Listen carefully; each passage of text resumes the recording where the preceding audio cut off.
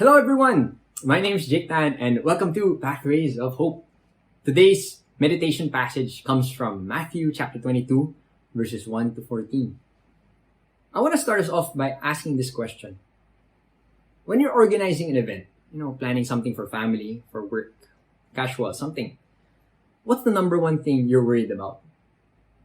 For me, it's if people actually come. I'm so worried about that. I send out the invitations, I message people, hoping that they'll attend because I'm going through all this effort to organize something for them.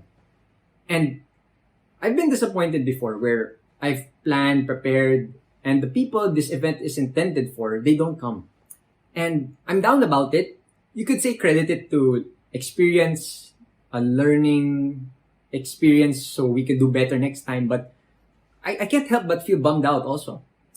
And then you might ask me, okay, Jake, so in the context of this passage, do you get back at them for not attending? What do you mean? Do you make their lives miserable?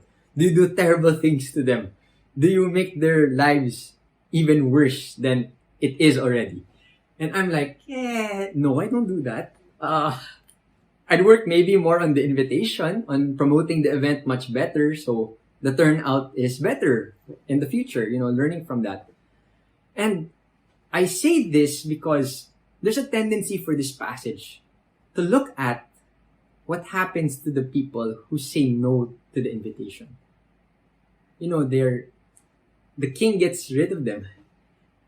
Those who don't dress appropriately or they're underdressed, they're bound and then tossed out. It's ridiculous. It's so severe.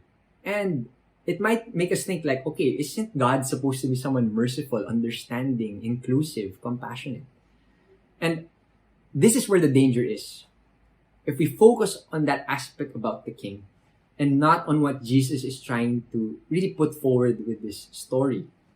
As a parable, it's really supposed to be also an exaggeration of sorts about his point, the invitation. In our lives, I think the best way we can best associate this parable is if the most important person you have regard for in life invites you to something festive. Let's say it's the president of your country, the prime minister, or it's the CEO, the director of your company, the school, the institution, whatever it may be.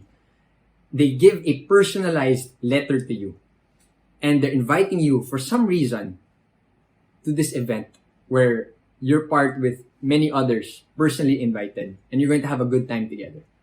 Most likely, you're going to make space in your schedule to attend that event. You won't prioritize watching a movie or a dinner hangout, or maybe you'd even fight for some time with work to make it to this event. It's a once in a lifetime opportunity being invited by someone of such importance in your life.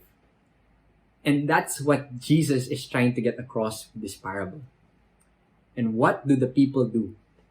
They say no. They prioritize things that they could do some other time. They say that this thing, they don't want any part of it. No matter how festive, no matter how much planning, no matter how much hassle, effort the king has put into this, they look at themselves first and place their priorities over this person who just intends and desires the best for us. And I think that's the main point of the passage. First, to recognize the importance of this invitation. And second, to take on the mind of the person who's inviting us. When we do those things, when we recognize those things, then we're more inclined to accept this invitation. What's this invitation? At the start of the passage, it says, the kingdom of heaven is like so and so. This is what's being offered to us. Not the kingdom of heaven which we're going to experience at the end of this earthly life, but something that we can experience in the here and now. And how can we do that? By growing in our experience and encounter with the Lord, with Christ himself. We do that by deeper prayer. We do that by availing of the sacraments. We do that by surrounding ourselves with people who can support us in our Christian life, communities and things like that. And what does it mean to be Christ-like? To be Christ-like really involves pursuing truth, working in service, in mercy and compassion, experiencing forgiveness and giving forgiveness. To be Christ-like is allowing his teachings to really be alive in us and to share that with people who have yet to experience it. That's the invitation that Jesus is extending with this parable. And that's something we can say yes to or we can say no to. And ultimately, yes, in some sense, it's only going to come once in our lives when we hit this very end. But we can prepare even at this very moment to receive it, to accept it, to pursue. And just like the guy who was underdressed, being tossed out like that, it's a declaration of how we weren't preparing ourselves 100% all the way. And if we think this invitation is really as important as it may seem, then we should be doing that.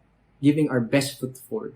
Preparing our very best so that we can be recipients and partakers of this banquet, of this great gift that God is preparing for us.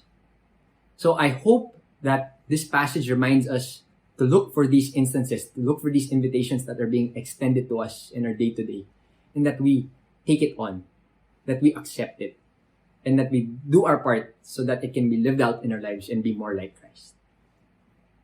Amen. And if you enjoyed the meditation, the reflection for today, I invite you follow the page here at Pathways of Hope. God bless you.